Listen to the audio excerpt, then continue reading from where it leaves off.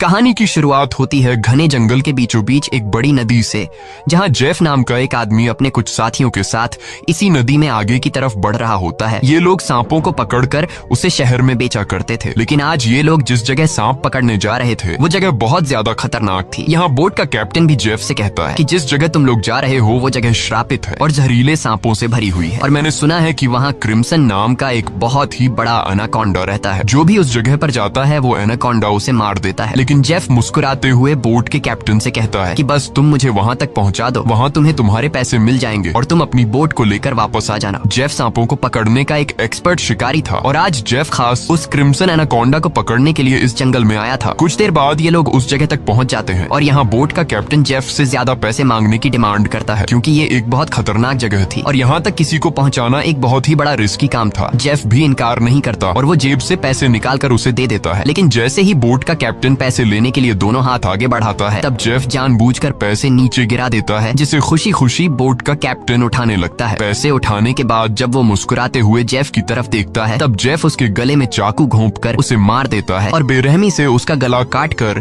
नदी के पानी में उसका सिर फेंक देता है। ये सब कुछ नदी के किनारे खड़े जेफ के साथी भी देख रहे थे। जेफ को ऐसा करते देखकर वो दोनों बहुत ज्यादा डर जाते हैं। इसके बाद जेफ अपने दो साथियों के पास आता है और उनसे कहता है कि अगर तुम दोनों ने भी मुझे धोखा देने की कोशिश की तो तुम्हारा भी यही हाल होगा। इसके बाद ये तीनों जंगल में आगे बढ़ते हुए एक जगह पर पहुंचते हैं, जहां उन्हें सांपों की एक बड़ी मूर्ति दिखाई देती है और ये देखते हुए जेफ कहता है तो आखिर क्रिम्सन एनाकोंडा की कहानी सच थी। दूसरी तरफ जेफ के साथियों को बहुत सारे सांप मिल जाते हैं, जिन्हें देखकर वो भी बहुत ज्यादा खुश हो जाते हैं। इसके बाद ये दोनों जल्दी से सभी सांपों को पकड़कर बैग में बंद करने लगते हैं, जबकि जेफ इन छोटे सांपों पर ध्यान नहीं देता और वो इस जंगल के सबसे बड़े सांप, जिसका नाम क्रिम्सन एनाकोंडा है, उसे ढूंढने लगता है। अब इन दो साथियों ने जो सांप कपड़ों के बैग में भर दिए थे, उन सांपों को अकेले एक साथ ही बोट तक लेकर आता है। वो देखता है कि जेफ ने जिस आदमी का गला काटकर पानी में फेंक दिया था, उसकी सर कटी लाश कुछ दूरी पर पानी में खड़ी है। ये देखकर उसे अपनी आंखों पर यकीन नहीं आया। तभी वो लाश अचानक पानी में डूब गई और तैरते हुए एक बड़ी सी चीज तेजी से उसकी तरफ बढ़ने लगी। वो आदमी डर के मारे तेजी से जंगल की तरफ भागने लगता है, लेकिन तभी बिजली की रफ्तार से एक बहुत ही बड़ा एनाकोंडा उसे जकड़ लेता है। वो एनाकोंडा उस आदमी की बॉडी पर लिपटकर उसकी हड्डियां तोड़ देता है और अपना बड़ा सा मुंह खोलकर उसे खाने लगता है। दूसरी तरफ हम उस आदमी के दूसरे साथी को देखते हैं, जो सांपों से भरे एक बैग को लेकर जंगल में आगे की तरफ बढ़ रहा होता है। तभी वो अचानक एक जगह पर रुककर कुछ ऐसा देख लेता है जिससे वो बहुत ज्यादा डर जाता है। असल में उसने उसी बड़े एनाकोंडा की बॉडी को रेंगते हुए देख लिया था। जैसे ही वो एनाकोंडा एक पेड़ पर चढ़ रहा था, तो उसके पेट को देखकर साफ लग रहा था कि उसने किसी इंसान को जिंदा निगल लिया है। अब इससे पहले कि वो आदमी अपनी जान बचाकर भाग पाता, तभी वो एनाकोंडा उसके साथी की लाश को उगल देता है। इसके बाद वो सांप उस आदमी को भी पकड़ लेता है। वो सांप उस आदमी को जकड़कर जोर से दबाता है और पेड़ से लिपटकर उस आदमी को भी खाने लग जाता है। ये सब कुछ ही दूर से जेफ भी देख रहा होता है और ये देखकर जेफ अपने साथी को बचाने के बजाय खुश हो रहा था, क्योंकि जेफ भी यही चाहता था कि कोई उस सांप का चारा बन जाए और जब चारे को खाते समय सांप का ध्यान भटक जाए, तब जेफ सांप को बेहोश करके मार दे। इसके बाद जेफ अपना शॉटगन निकालकर सांप को बेहोश करने ही वाला था कि तभी अचानक जंगल के सभी जानवर और बर्ड्स शोर मचाने लगे, जिनकी आवाज सुनते हुए वो एनाकोंडा अपने शिकार को ऐसे ही छोड़कर चला जाता है। आखिर कुछ तो ऐसा था जिससे जंगल के सभी जानवर डर रहे थे। अब यहाँ सीन कट होता है और हमें एक सर्कस शो दिखाया जाता है। ये सर्कस अब बंद होने के कगार पर था। कोई भी इस सर्कस को देखने का इंटरेस्ट नहीं रखता था। यहाँ सर्कस के मालिक के पास बिली यांग नाम का एक लड़का आता है, जो सर्कस के मालिक को पैसों से भरा हुआ एक सूटकेस देकर सर्कस में काम करने वाले सभी लोगों को खरीद लेता है, क्योंकि उसने थाईलैंड जाकर एक नया सर्कस खोलने का प्लान बनाया हुआ था। सर्कस के लोग बिली यांग के पास इतने सारे पैसे देखकर परेशान हो जाते हैं, क्योंकि आज से कुछ साल पहले बिली यांग बहुत गरीब हुआ करता था। वो भी इन लोगों के साथ मिलकर सर्कस में काम किया करता था, लेकिन पता नहीं कि बिली यांग अब कौन सा ऐसा काम करने लगा जिससे वो रातों रात इतना अमीर हो गए। अगली सुबह बिली यांग बोट के जरिए सभी लोगों को थाईलैंड ले जाने का प्लान बनाता है। अब क्योंकि बिली यांग ने इन सभी लोगों को खरीद लिया था, इसलिए ये सभी उसकी बात मानकर बोट में बैठ जाते हैं और बोट का कैप्टन बोट को चलाने लगता है। रास्ते में बिली यांग बाथरूम में छिपकर किसी को कॉल करता है और कॉल पर वो सामने वाले से कहता है कि डिलीवरी तैयार है, जल्द ही मैं इन लोगों को लेकर तुम्हारे पास पहुंच जाऊंगा। बिली यांग की इन बातों से हमें पता चलता है कि वह बोट पर मौजूद लोगों के साथ कुछ गलत करने वाला है। कुछ दूर आगे जाने के बाद ये लोग देखते हैं कि आगे का रास्ता बंद है, जहाँ लकड़ी और कई सारे कंटेनर्स रखकर किसी ने रास्ता रोक दिया दिया था। तब बोट का कैप्टन कहता है कि हम दूसरे रास्ते से जा सकते हैं, लेकिन उस रास्ते से जाते हुए हमें थाईलैंड पहुंचने में बहुत टाइम लगेगा। इसलिए बिली यांग को कैप्टन का आइडिया पसंद नहीं आता। वो कैप्टन को धमकी देता है कि जो भी हो हमें वक्त पर थाईलैंड पहुंचना है, क्योंकि वहां हमारा शो है जिसके पैसे मैं एडवांस ले चुका हूं। अगर हमने शो नहीं किया तो हम बर्बाद हो जाएंगे। कैप्टन कहता है कि अगर तुम लोग लंबे रास्ते से नहीं जाना चाहते तो फिर हमारे पास यही एक रास्ता है। वह कहता है कि हम इन सारी चीजों को बॉम्ब से उड़ा देंगे और अपना रास्ता बनाकर यहाँ से निकल जाएंगे। बिली यांग को कैप्टन की बात ठीक लगती है और वो इसके लिए तैयार हो जाता है, लेकिन उन्हें पता नहीं था कि ये लोग कितनी बड़ी गलती करने जा रहे हैं। इसके बाद ये लोग कंटेनर्स के पास बॉम्ब रखते हैं और फिर उन्हें रिमोट से उड़ा देते हैं। ऐसा करने से उनका रास्ता तो साफ हो गया, लेकिन धमाके की वजह से ढेर सारे सांप उनके बोट पर गिर जाते हैं, क्योंकि उन सभी कंटेनर्स में सांप भरे थे। डर के मारे ये लोग यहाँ वहाँ भागने लगते हैं। अब पूरी बोट सांपों से भर चुकी थी और ये सांप बोट पर मौजूद लोगों को डसने लगते हैं। यहाँ लेनी नाम की एक लड़की समझदारी से काम लेते हुए पाइप के जरिए प्रेशर से पानी खोल देती है और अपने आसपास जितने भी सांप होते हैं सबको बोट से नीचे पानी में गिरा देती है। बिली यांग डर के मारे बोट के बाथरूम में छिप जाता है, लेकिन तभी अचानक बाथरूम की छत टूट जाती है और बहुत सारे सांप बिली यांग के ऊपर गिर जाते हैं। उनसे बचने के लिए वह नदी में कूद जाता है और तैरते हुए किनारे तक पहुंचता है, लेकिन वहां पर भी एक किंग कोबरा उसके सामने आ जाता है। अब इससे पहले कि वो किंग कोबरा बिली को काट पाता, तभी कोई आदमी सांप पर पैर रखकर उसे कुचल देता है और बिली यांग की जान बचा लेता है। यह इंसान कोई और नहीं बल्कि जेफ था। अब जेफ ने बिली की जान बचाई थी, इसलिए बिली उसे अपने बोट पर ले आता है। जेफ यहाँ सभी से झूठ कहता है कि मैं एक वाइल्ड एक्सप्लोरर हूँ और एक एक्सीडेंट की वजह से यहाँ जंगल में फंस गया हूँ। तभी सर्कस के एक आदमी जिसका नाम जियाओ है, उसके कान में तेज दर्द होने लगता है। दर्द इतना ज्यादा था कि वह नीचे गिर जाता है। जब जेफ उसके कान में गौर से देखता है तो उसे पता चल जाता है कि जियाओ के कान में तकलीफ क्यों हो रही है। इसके बाद जेफ अपनी उंगली पर एक कट लगाकर उसे जियाओ के कान के पास ले जाता है और तभी जियाओ के कान से एक पतला जहरीला सांप निकलकर जेफ की उंगली को काट देता है, लेकिन सांप के काटने के बावजूद जेफ को कुछ नहीं होता और वह उस पतले सांप को पानी में फेंक देता है। ये देखकर लेनी बहुत हैरान हो जाती है और सोचने लगती है कि आखिर सांप के काटने के बाद भी जेफ पर जहर का असर क्यों नहीं हुआ। लेनी भी सांपों के बारे में जानकारी रखती थी। वह जानती थी कि एक सांप के जहर से इम्यून होने के लिए इंसान को बहुत सारा सांप का जहर अपने शरीर में डालना पड़ता है, तब जाकर उस इंसान पर सांप के जहर का असर नहीं होता। ये सारी चीज वह बिली यांग को भी बताती है और कहती है, मुझे जेफ ठीक नहीं लग रहा। तुमने भी देखा कि सांप ने उसे उंगली पर काटा, लेकिन जेफ को कुछ नहीं हुआ। लेकिन बिली यांग लेनी की बातों पर ध्यान नहीं देता और कहता है कि हमें जेफ का शुक्रिया अदा करना चाहिए, क्योंकि उसने मेरी और हमारे एक साथी की जान बचाई है। दूसरी तरफ जेफ इस बोट के कैप्टन से मिलता है। जेफ बोट के कैप्टन को ढेर सारे पैसे देकर एक नक्शा दिखाता है और बोट के कैप्टन से कहता है कि अगर तुमने मुझे नक्शे पर बताई गई जगह पर पहुंचाया तो मैं वहां पहुंचकर तुम्हें और भी ढेर सारे पैसे दूंगा। कैप्टन उस जगह का नाम सुनते ही बंदूक उठाकर जेफ पर तान देता है। वह कहता है कि अगर दोबारा तुमने वहां जाने की बात की तो मैं तुम्हें गोली मार दूंगा। दरअसल कैप्टन भी उस जगह के बारे में जानता था कि वहाँ एक बहुत ही खतरनाक क्रिम्सन नाम का एनाकोंडा रहता है। यह सुनकर जेफ वहाँ से चला जाता है। कैप्टन बोट में बैठकर मछलियाँ पकड़ने लगता है, लेकिन तभी हम देखते हैं कि कैप्टन जिस फिशिंग रॉड से मछलियाँ पकड़ रहा था वह फिशिंग रॉड नीचे से कोई जोर से खींचता है, जिसकी वजह से वह फिशिंग रॉड कैप्टन के हाथ से छूटकर नीचे गिर जाती है। अब कैप्टन उस फिशिंग रॉड को उठाने के लिए नीचे झुकता है, लेकिन तभी उसे कोई पानी में नीचे खींच लेता है। दरअसल कैप्टन को किसी और ने नहीं बल्कि जेफ ने पानी में नीचे खींचा था। कैप्टन को मारने के बाद जेफ कैप्टन की बॉडी को उस जंगल में मौजूद एनाकोंडा को बुलाने के लिए चारे के तौर पर इस्तेमाल करता है। कुछ देर बाद सभी कैप्टन को ढूंढने लगते हैं, लेकिन बोट का कैप्टन उन लोगों को कहीं पर भी नहीं मिलता। लेनी को जेफ पर शक होने लगता है कि कहीं जेफ ने उसे मार तो नहीं दिया। वह जेफ से पूछती है कि कैप्टन कहाँ है, लेकिन जेफ कहता है कि मुझे कैप्टन के बारे में कुछ भी नहीं पता। वह यह भी कहता है कि यह जंगल है, यहाँ इंसानों का गायब होना आम बात है। तभी अचानक पूरे जंगल में एक अजीब सा शोर छा जाता है। जंगल के सभी परिंदे और जानवर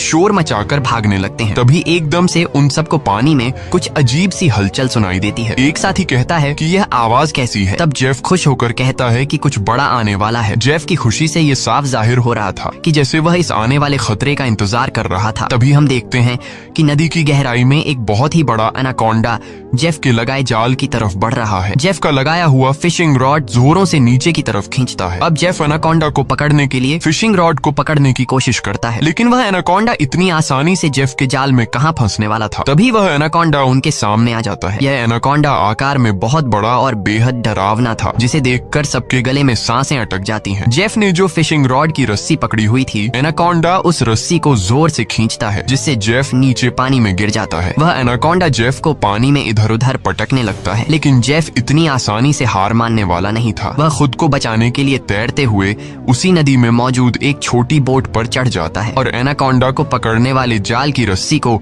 उसी बोट से बांध लेता है। अब वह बोट पर खड़े होकर एक नुकीले औजार से उस एनाकोंडा पर वार करता है, लेकिन उस वार से एनाकोंडा पर कुछ ज्यादा असर नहीं होता। एनाकोंडा जेफ को पकड़ लेता है। वह एनाकोंडा जेफ के साथ साथ उस बोट के ऊपर लिपटकर नीचे पानी में डुबो देता है। दूर खड़े ये लोग यह सब कुछ देख रहे थे और उन्हें लगता है कि जेफ मारा गया, लेकिन अगले ही पल जेफ तैरता हुआ पीछे से वापस बोट में आ जाता है। ये देखकर सभी लोग हैरान रह जाते हैं। अब जेफ फिर से पानी में एनाकोंडा ढूंढने लगता है, लेकिन उसे नहीं पता था कि एनाकोंडा अब पानी में नहीं बल्कि उसके पीछे बोट की छत पर है। एनाकोंडा सबके सामने अपने मुंह से कैप्टन की बॉडी को उगल देता है। ये देखकर बोट पर सभी लोग बहुत डर जाते हैं। ये लोग एनाकोंडा से खुद को बचाने के लिए इधर उधर भागने लगते हैं। वह एनाकोंडा कमरे में बंद सर्कस के 2 साथियों को मारने ही वाला था कि तब भी पीछे से जेफ हाथ में एक नुकीला औजार लिए एनाकोंडा पर हमला कर देता है, जिससे एनाकोंडा और भी ज्यादा गुस्सा हो जाता है और अब एनाकोंडा जेफ की तरफ बढ़ने लगता है, लेकिन जेफ एनाकोंडा से खुद को बचाते हुए उससे छिप जाता है। मगर एनाकोंडा भी जेफ का पीछा नहीं छोड़ता।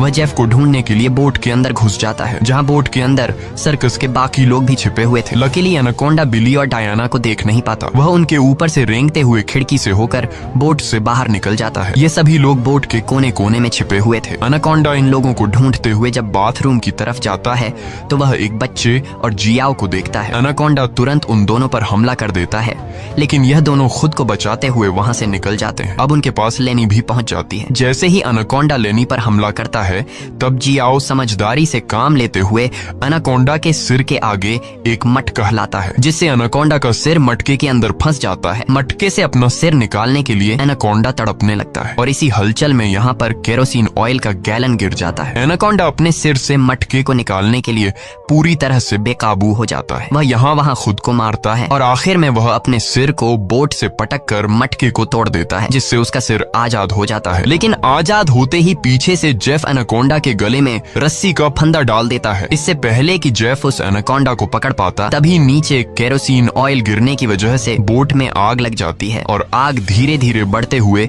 बोट में रखे बमों तक पहुंच जाती है, जिससे बोट में ब्लास्ट होने लगते हैं। तभी बोट में एक बहुत ही बड़ा ब्लास्ट होता है। अब बोट पर मौजूद सभी लोग खुद को बचाने के लिए पानी में कूद जाते हैं, लेकिन जेफ ने एनाकोंडा के गले में रस्सी बांधी थी, जिस वजह से वो भाग नहीं पाता और आग में जलकर मर जाता है। ये लोग जैसे तैसे तैरते हुए नदी के किनारे तक पहुंच जाते हैं। जहाज को जलता देखकर बिली यांग रोने लगता है। वह इस वजह से रोता है कि ये लोग अब समय पर थाईलैंड नहीं पहुंच पाएंगे। सर्कस के बाकी लोग बहुत ज्यादा डरे हुए थे, क्योंकि ये सभी जंगल के बीचों बीच थे और अब उनके पास वापस जाने के लिए बोट भी नहीं था। लेनी समझ चुकी थी कि इन सब का जिम्मेदार जेफ है। उसने इनके जहाज को एक जाल के तौर पर इस्तेमाल किया। वह जेफ से कहती है, अगर तुमने ऐसा न किया होता तो यह इतना बड़ा खतरा हम पर न आता। जेफ जवाब में कहता है कि तुम लोग जानते भी हो कि इस एक एनाकोंडा की कीमत कितनी है। अगर तुम लोगों ने इसे पकड़ने में मेरा साथ दिया होता तो आज हम सब करोड़पति होते। पैसों का नाम सुनते ही बिली यांग की आंखें चमक उठती हैं। वह थाईलैंड जाने का प्लान कैंसिल कर देता है और दौड़कर जेफ के पास आता है और कहता है, मैं तुम्हारे साथ हूँ। बताओ इस एनाकोंडा को पकड़ने के लिए हम क्या कर सकते हैं और हमें पैसे कैसे मिलेंगे। उसके बाद जेफ एक मैप निकालता है और उन्हें दिखाते हुए कहता है, अगर तुम लोग मेरी मदद करोगे तो इस मैप के जरिए मैं तुम्हें 1-2 दिन के अंदर थाईलैंड पहुंचा दूंगा। अब यहाँ बिली यांग और टीम के बाकी लोग जेफ के बोट तक जाने के लिए मान जाते हैं, लेकिन लेनी को जेफ पर बिल्कुल भी भरोसा नहीं था, इसलिए वह वहां जाने से इनकार कर देती है। तभी सर्कस टीम की एक लड़की की तबीयत अचानक खराब होने लगती है। जब बिली यांग उसके कंधे को देखता है तो उन्हें पता चलता है कि उस लड़की को एक बहुत ही खतरनाक मकड़ी ने काटा है, जिसके जहर से वो मर भी सकती थी। ये देखकर जेफ वहाँ पर मौजूद सभी लोगों से कहता है, मेरे पास एक ऐसी दवाई है जिससे उस लड़की का इलाज हो सकता है, लेकिन वह दवाई मेरे बोट में रखी गई है। अगर तुम इसका इलाज करना चाहते हो तो तुम्हें मुझे मेरी बोट तक पहुंचाना होगा। अब न चाहते हुए भी लेनी जेफ के साथ चलने को तैयार हो जाती है। कई घंटों के सफर के बाद जब एक साथी नदी का पानी पीने लगता है तब जेफ उसे रोक देता है और जेफ सभी से कहता है, यहाँ का पानी कभी भी मत पियो। यहाँ के पानी में ऐसे कीड़े हैं जो पानी पीते समय इंसान के अंदर चले जाते हैं। इसके बाद वो कीड़े उस इंसान के अंदर ऐसी प्यास लगाते हैं कि वह पानी पीते पीते खुद को नदी में डुबाकर मार देता है। रास्ते में इन लोगों को भूख लग जाती है। तब जेफ पास के पत्थरों से एक सांप पकड़ता है और फिर ये लोग सांप का जहर निकाल कर उसे पकाते हैं और उसे खाकर गुजारा करते हैं। इसके बाद ये लोग फिर से अपना सफर जारी रखते हैं। कुछ देर बाद रात हो जाती है। रात को ये लोग पहाड़ के एक सुरंग में रुकते हैं जहाँ ये लोग आग जलाते हैं और जेफ साइड पर बैठा अपनी मैप पर बने हुए एनाकोंडा को देख रहा था। जेफ उस समय के बारे में सोचता है जब वो एनाकोंडा उसके सामने आया था। वो एनाकोंडा जेफ को मारने ही वाला था, लेकिन जेफ समझदारी से काम लेते हुए एक लकड़ी की बॉक्स में खुद को छुपा देता है। वो बॉक्स एक ढलान में रखी हुई थी, इसलिए जेफ बॉक्स को धक्का देकर रगड़ते हुए नीचे नदी तक पहुंच जाता है। अब जेफ इस बॉक्स से खुद को निकालने की कोशिश तो करता है, लेकिन बदकिस्मती से जेफ उस बॉक्स में हमेशा के लिए बंद हो गया और काफी समय तक जेफ उसी बॉक्स में फंसा रहा। इसके बाद ये लोग आते हैं। इन लोगों ने रास्ता खोलने के लिए डायनामाइट लगाकर कंटेनर तोड़ दिए, जिसमें से जेफ बाहर निकल गया और उनके साथ मिल गया। सीन फिर से प्रेजेंट में आता है जहाँ जेफ इस मैप को देख रहा था। तभी बिली यांग उसके पास आता है और कहता है, तुम उसी एनाकोंडा को पकड़ना चाहते हो ना? जेफ कहता है, हाँ, ये एक बहुत ही बड़ा एनाकोंडा है, एक ऐसा एनाकोंडा जो इस पूरे जंगल का राजा है। यहाँ के सभी जानवर इस एनाकोंडा से डरते हैं। इसने दुनिया के बड़े बड़े शिकार किए हैं, यहाँ तक कि इसने अपने ही जैसे बड़े बड़े एनाकोंडा को मार गिराया। और अगर हम उसे पकड़ने में कामयाब हुए तो हम रातों रात मिलियनेयर बन जाएंगे। पैसों का सुनते ही बिली यंग कहता है, मैं आपके साथ उस एनाकोंडा को पकड़ने के लिए तैयार हूँ। अब काफी रात हो जाती है और ये सभी लोग सो जाते हैं। तभी सर्कस के एक साथी की किसी अजीब सी आवाज से आंख खुलती है। वो देखता है कि उसका भाई यहाँ नहीं है। अपने भाई को ढूंढते हुए वो उस सुरंग से बाहर आया और उसे ढूंढते हुए नदी के पास जाता है, जहाँ वो देखता है कि उसका भाई अपने आप को नदी के पानी में डुबाने की कोशिश कर रहा है। ये आदमी उसे ऐसा करने से रोकता है, पर उसका भाई इसकी कोई बात नहीं सुनता। और तब वो देखता है कि उसके भाई की नाक से कुछ अजीब से कीड़े निकल रहे हैं, जिसे देखकर वो समझ जाता है कि इसने इस नदी का पानी पी लिया है। जो कि जेफ ने बताया भी था कि इस नदी का पानी पीने के बाद उस पानी के अंदर मौजूद कीड़े उस इंसान को इतनी प्यास लगा देते हैं कि वो इंसान खुद को उस पानी के अंदर डुबाने पर मजबूर हो जाता है। और ठीक ऐसा ही होता है। अपने भाई को मरा हुआ देखकर ये आदमी बहुत ज्यादा रोता है और वापस सुरंग में आ जाता है। अगली सुबह ये लोग दोबारा अपने सफर पर निकल जाते हैं। कई घंटों का सफर तय करने के बाद ये लोग एक नदी के पास पहुंच जाते हैं और अब इन लोगों को अपनी मंजिल तक पहुंचने के लिए उस नदी में से होते हुए पैदल जाना पड़ेगा। अब ये लोग पहले तो उस नदी में उतरने से काफी ज्यादा डर रहे थे, लेकिन कोई दूसरा रास्ता न होने की वजह से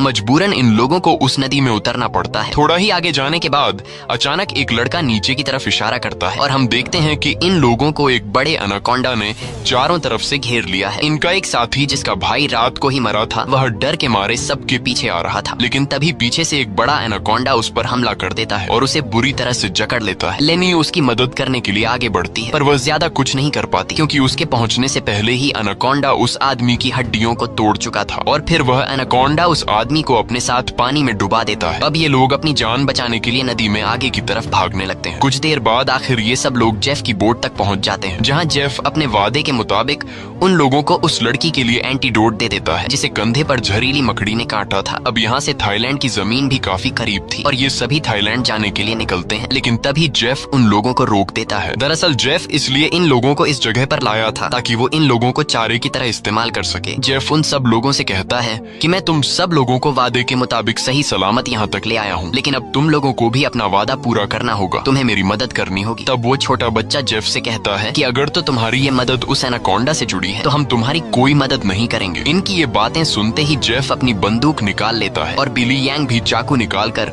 उसका साथ देने लगता है। बिली यांग सभी से कहता है कि जेफ जो भी कह रहा है तुम्हें उसकी बात माननी चाहिए। यहाँ लेनी कहती है कि तुम लोग पागल तो नहीं हो गए हो, उस एनाकोंडा को पकड़ना बहुत मुश्किल है, क्यों तुम लोग अपनी जान से हाथ धोना चाहते हो? जेफ कहता है, हाँ तुम ठीक कह रही हो, उस एनाकोंडा को पकड़ना मुश्किल तो है पर नामुमकिन नहीं, क्योंकि उस एनाकोंडा को खाते हुए जब उसका ध्यान भटक जाए तब उसे पकड़ा जा सकता है। उसके बाद बिली यांग और जेफ सर्कस टीम के दो लोगों को रस्सी से बांधकर सांप का चारा बनाते हैं। वह बच्चा बिली यांग से कहता है, तुम ऐसा क्यों कर रहे हो? सोचो अगर हम लोग मर गए तो तुम्हारी सर्कस में कौन परफॉर्म करेगा? ये सुनकर बिली यांग जोर जोर से हंसने लगता है और उस बच्चे से कहता है कि क्या तुम लोगों ने कभी सोचा नहीं कि मैं इतनी जल्दी कुछ ही सालों में इतना अमीर कैसे हुआ? अरे पागलो, मैं तुम लोगों को थाईलैंड में सर्कस के लिए थोड़ी लेके जा रहा था, मैं तो तुम्हारी बॉडी के ऑर्गन्स को बेचकर बहुत सारा पैसा कमाने वाला था और यही मेरा बिजनेस है। लेकिन अब देखो मैंने अपना प्लान चेंज कर दिया, अब मैं जेफ के साथ मिल गया हूँ क्योंकि मैं जानता हूँ कि तुम्हारे बॉडी पार्ट्स से भी ज्यादा पैसे मुझे ये एनाकोंडा दे सकता है। दूसरी तरफ जेफ ने उन 2 लड़कियों को भी बांध दिया था और अब वो एक लड़की से बदतमीजी करने लगा था। अब यहाँ वो लड़की समझदारी से काम लेते हुए ऐसा दिखाती है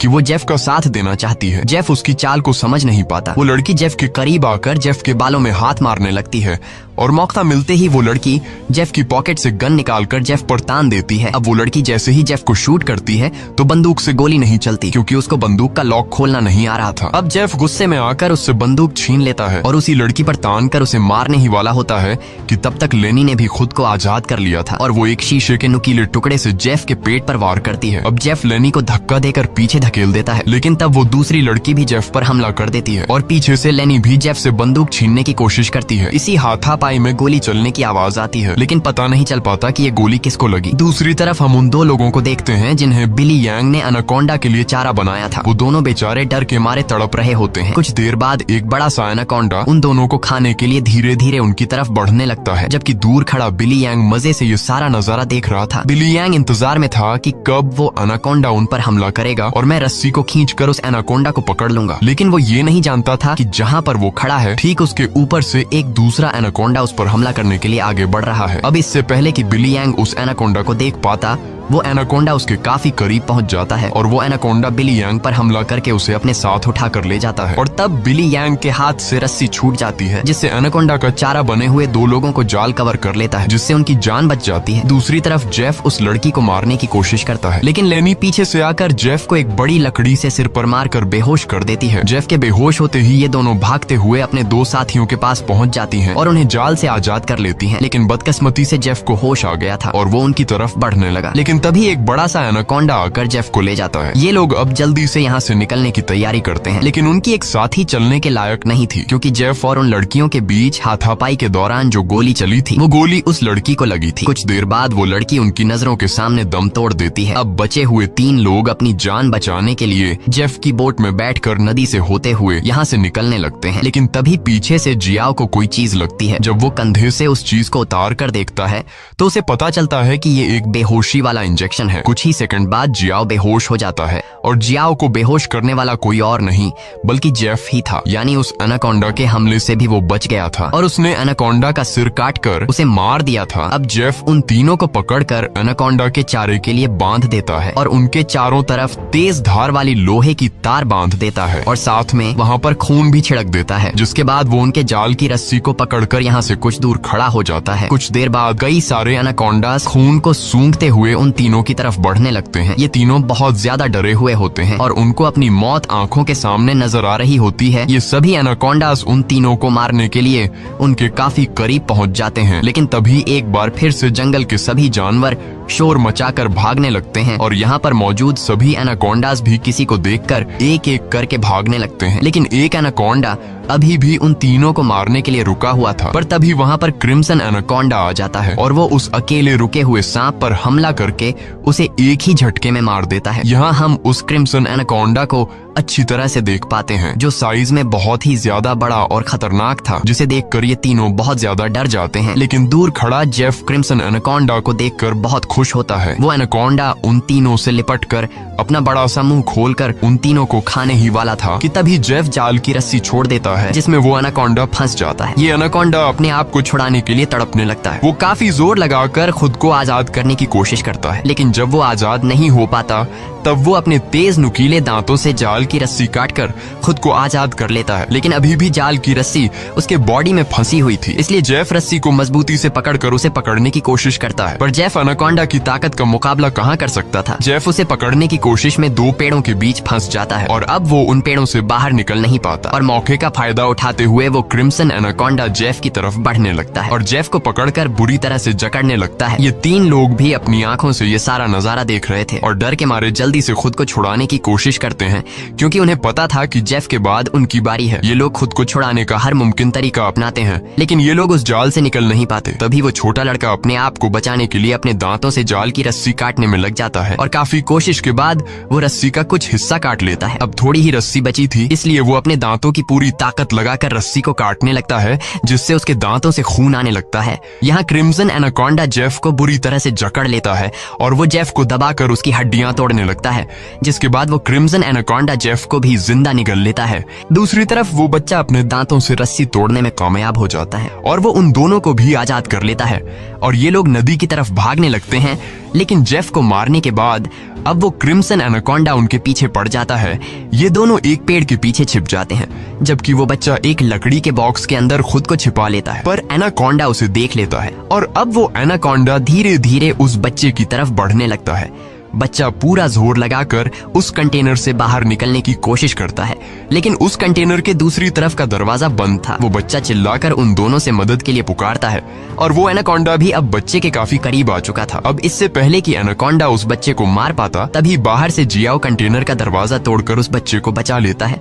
अब ये तीनों फिर से अपनी जान बचाने के लिए एनाकोंडा से भागने लगते हैं, लेकिन ये पूरा जंगल उसी एनाकोंडा का था। इस जंगल में होते हुए ये लोग उससे बचकर नहीं जा सकते थे, इसलिए ये लोग एक पेड़ के पीछे छिप जाते हैं। पर तभी कुछ दूरी पर वो एनाकोंडा उन्हें देख लेता है। उन्हें देखते ही वो एनाकोंडा तेजी से उनकी तरफ आने लगता है। ये लोग खड़े होकर अपनी मौत का इंतजार करने लगते हैं, क्योंकि ये लोग जान चुके थे कि अब उनकी जान नहीं बच पाएगी। पर जैसे ही वो एनाकोंडा अपना बड़ा मुंह खोलकर उन पर हमला करता है, तभी एक मजबूत लोहे की नुकीली तार से उसका सिर बीच से कट जाता है। ये नुकीली तार असल में जेफ ने बिछाई थी, जिससे क्रिम्सन एनाकोंडा का खात्मा हो जाता है। ये लोग यकीन नहीं करते कि उनकी जान बच गई और ये लोग काफी देर तक उसकी बॉडी को देखते रहते हैं और फाइनली ये लोग जल्दी से उस जंगल को छोड़कर यहाँ से निकल जाते हैं। इसी के साथ ये कहानी खत्म हो जाती है। अगर आपको ये वीडियो अच्छी लगी हो तो हमारे चैनल को सब्सक्राइब और वीडियो को लाइक जरूर कीजिए।